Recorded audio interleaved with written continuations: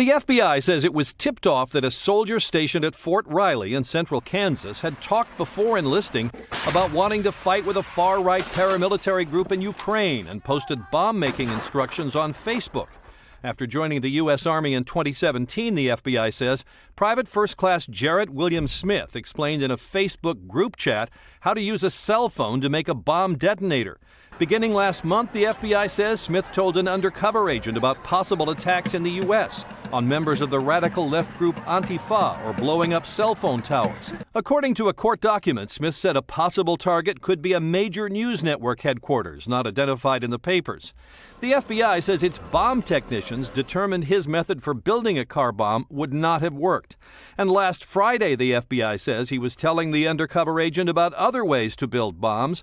A court document says the agent asked, "You got anyone down in Texas that would be a good fit for an attack?" And Smith replied, "Outside of Beto, I don't know enough people that would be relevant enough to cause a change if they died." That's an apparent reference to presidential candidate Beto O'Rourke of Texas, who recently suggested taking away assault rifles from people who own them. Tonight, O'Rourke's campaign says it's been in touch with the FBI, but he's not backing down on guns.